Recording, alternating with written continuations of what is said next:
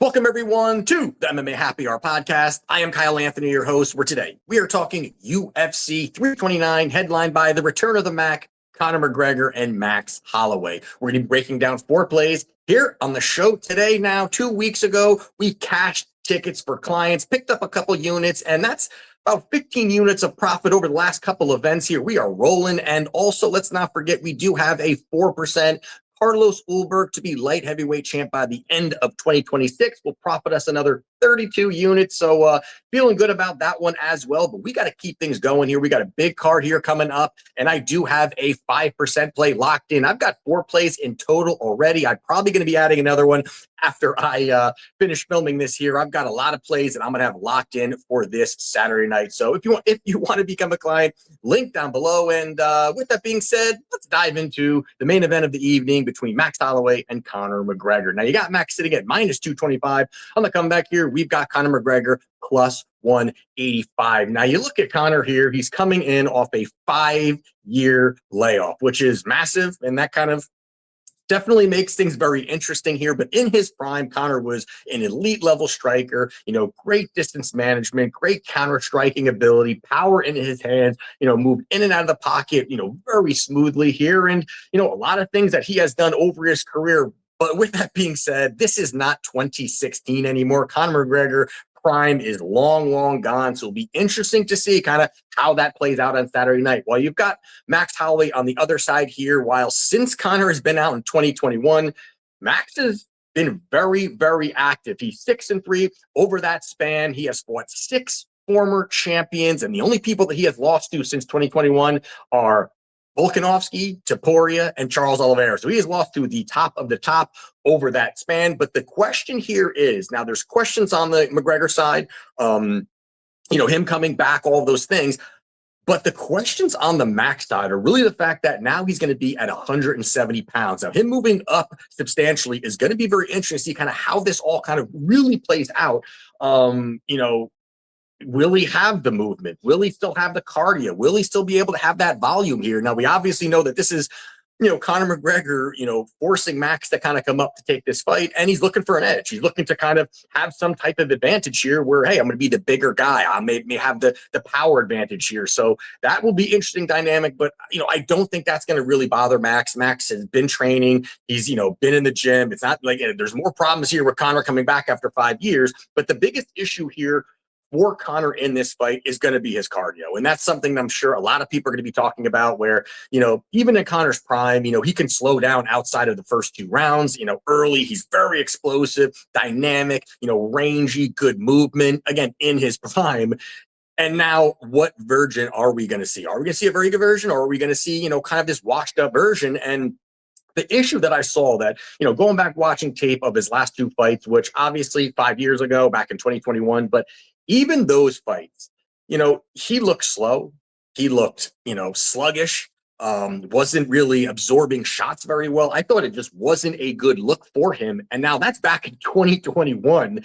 And then 5 years have passed and he hasn't been training. There's all these situations with issues outside of the cage, drug use, whatever it may be. That's a big mountain to climb now coming back to the cage. Well, you've got Max Holloway here, who's got proven 5-round cardio here, and he's got the cardio that can really fuel the volume that he pushes out. And that's what makes him so dangerous, where he can just push out the volume. And I think that's really going to overwhelm Conor, especially as this fight starts to lengthen here, because, I don't think Conor can really withstand that kind of volume, that pressure. I think Conor wants to, pot shot a couple of shots, look for the one big shot. And I don't think that's what Max is going to be doing here. And I think the extra weight actually is going to hurt Conor. I don't think this is going to help him here. It's a guy that already had bad cardio. Now he's aging, and I'm fully expecting, a worse version of Conor in this spot. Worse cardio, a drop off in skill set, I think is absolutely going to be happening here. You got a guy who's 38 years old, and I think the only way that Conor finds success is being ultra aggressive in those first 2 rounds. I don't think he can stand and look, stay at range, look to pick Max apart here. Max is going to have a lot of advantages as this fight continues here. I think Conor's got to be ultra aggressive. I think he's got to get into the pocket, exchange, throw big shots, look to land one. And I think maybe he can take some of Max's shots, and he's hoping to land that one big shot, leverage his power, leverage the size here. But overall, you got to go Max Holloway here. I think the inactivity of Conor, turning 38 years old, weak cardio, declining skill set. There are a lot of issues here, I think, for Conor McGregor here, with the only question mark being Max coming up to 170 pounds here. So getting off the minus 225 number, I do like Max Holloway by knockout. That's in at minus 120. I think it's the very likely outcome. And I think that Conor is going to probably slow down midway through this fight if it gets there. And I think that's where Max finds that finish. So give me Max Holloway by KO minus 120. And the next one here we're going to talk about is going to be Benoit Saint-Denis. He is minus 140 on the comeback here. We've got Paddy Pimblett. He is plus 120. Now, you've got BSD, who is an absolutely aggressive pressure wrestler. He's going to get in your face. He is going to crash the pocket, move forward, throw big shots, throw heavy. If he gets you in the clinch, he's going to have slicing elbows, big time knees, very violent, very aggressive. And that's where he kind of overwhelms and smothers opponents where they can't really take that kind of attack here. Likes to bully opponents, drag them to the ground, and really have violent ground and pound once he's down there as well. But you look at Paddy on the other side here. He's a solid grappler with, good durability here. He's going to have nice submission game. He's going to have that ability. He's very opportunistic with that submission game. If the fight, gets to the ground or gets to certain spots here, he is okay brawling. We've seen him where he's fine brawling and exchanging in the pocket. So it'll be interesting to see if he kind of goes that route.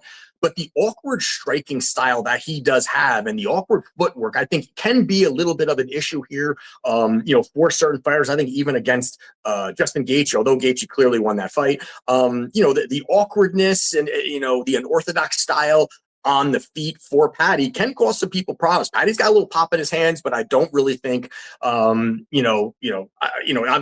Gaethje won that fight, but, the fact he lost that now, and nobody likes hangovers, right? Hangovers are not a good thing, but worse is a title fight hangover. And that really is what Paddy's on here, where he's coming, he's at the highs of the highs, fighting for a title in a spot where he really thought he was going to knock Justin Gaethje out in all interviews. He's just talking about it. And then he loses. Now he's coming back 6 months later to fight an absolute savage in Benoit Saint-Denis. And I think it's a very, very tough matchup for him. While the biggest issue on the Paddy side is going to be his wrestling. And I think that's a huge problem here. He is a very high-level grappler. Again, very good submission game, but struggles getting the fight to the ground. And conversely, he can be taken down. So you look at this fight here, over his 8 UFC fights for Paddy Pimblett, he has landed only 4 takedowns over his 8 UFC fights. Very, very low for a guy that kind of wants to be there. But you also look at it as the fact that over that same time frame, he's been taken down 15 times. And I think that is an absolute problem here for Paddy Pimblett coming into this fight against a guy who has far better wrestling than him, physicality, and, BSD can really dictate wherever this fight goes. If he wants to take him down, I think he gets Paddy down at a very high clip here. He averages over 4 takedowns per 15 minutes here. And being the fact that once he gets him down, I think the wrestling going to be there. Yes, the jiu-jitsu might be favoring Paddy Pimblett, but I think that how good BSD is on the ground, how strong is when he's bullying these guys. And I think he's going to be able to find a lot of success on the mat here. And I think he's going to get in top position. I think he's going to be, bludgeoning him with elbows and brutal ground and pound here. So give me Benoit Saint-Denis to get the job done at minus 140. And the next one here we're going to talk about is going to be Alessandro Costa. He is minus 265 in the comeback here. We've got Cody Durden. He is plus 200. Now, you got Costa here, who is a well-rounded fighter with power. This guy is an absolute finisher.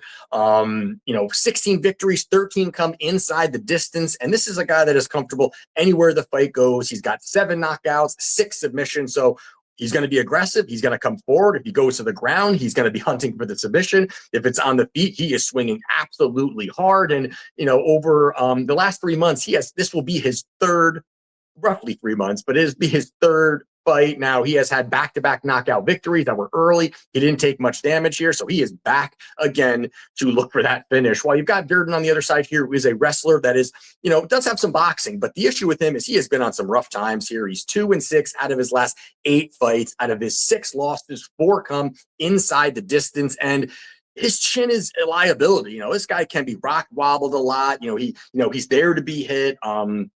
Early he can be explosive. Early he, can start to land shots, but he can slow down. And that is the biggest issue here that I have with Cody Durden, is the fact that he's got very weak cardio. Now at 35 years old, you're not going to see that get any better here. And, early in the fight, early round 1, he's going to look sharp. He's going to have, smooth, shots down the middle, nice boxing, good footwork. He's going to mix in takedowns. He's going to find opportunities to get those takedowns, but he consistently slows down as this fight goes on. Even when he's pushing this wrestling pace, he can start to really slow down. And that's, I think, really where Costa takes over, because even though that Cody does have the wrestling,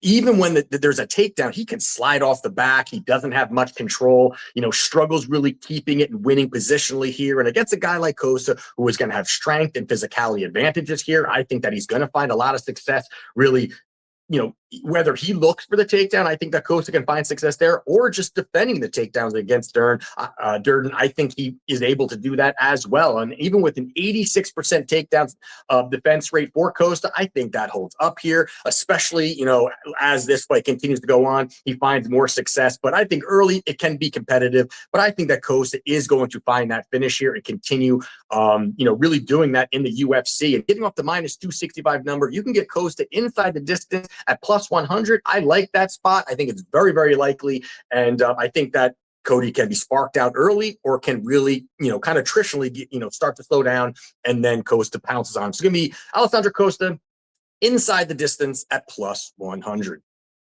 And the last one here we're going to talk about is going to be Cong Wang. She is -118 on the comeback here. We've got Tracy Cortez. She is -108. Now you got Cortez, who is a strong wrestler with very good control. She's going to push a heavy wrestling pace, and she's kind of a decisionator where she's not really finding many finishes, but she's really banking position, banking rounds, staying on top control. Very good wrestler, one of the better wrestlers in the division. And she started to increase her boxing, improve her boxing. Now she has, I guess, got more confident in it, but it's also very inconsistent. If she's just in a striking match, she's going to be in a lot of trouble, but she can look to get those takedowns and mix in those takedowns behind those combinations. While you've got Wang on the other side here, who is a rangy striker with good volume, she's going to throw a ton of volume out there. She is really going to, push that kind of pace, good distance management, nice combinations, good footwork, all those things that she does do well in the feet. The issue is the fact that her takedown defense is very weak. And, you look at it, in her most recent fight against Eduardo Mora, which is a fight that I thought was a very bad look for her, where even though that, Wang won, Eduardo was able to take her down 3 times with over 8 minutes of control time. Wang came in there as a -300 favorite, had a very close fight. And I think that if Mora is able to get takedowns here against Cong Wang, I think that Tracy Cortez is going to find a ton more success at a much higher clip and be able to bank those rounds, because I think the path of least resistance is absolutely there. And kind of the reason why I think this line is close is because of the fact that Tracy Cortez over the last few fights has struggled wrestling. She has not been able to implement that game plan. She hasn't been able to kind of just like top time a female, keep her down, bank the round. She's been struggling here. She's been facing higher level opponents, and that's the issue. She has faced very strong wrestlers over her last few fights in, Erin Blanchfield, Rose Namajunas, Jasmine Vicious, Melissa Gatto. These are very strong females with very good wrestling, very good defensive wrestling. They were the ones kind of even implementing, some takedowns on Tracy, and it really threw her really out of her game plan completely. If she's not able to really get the wrestling going, she is going to struggle. There's just no question about that. She's going to struggle. But this is a whole different situation where she has a massive wrestling advantage here over Cong Wang, and she did not have that over those past females, which gives her an opportunity here. And I think the threat of the takedowns also is going to open up opportunities for Tracy to land some combinations, get some takedowns here. You also got to look at the fact that she's the younger fighter with more MMA experience and has a path to victory. So you got to give me Tracy Cortez here, minus 108 to get the job done. So there you have it for my plays for UFC 329. If you want to become a client, link down in the description. Again, I've got a 5% play, 4 plays in total as of right now. Will probably be around 6 plays by fight night on Saturday. So take a look, get involved. We've got a lineup of great events coming up. So let's get it done. See you next week, and let's cash.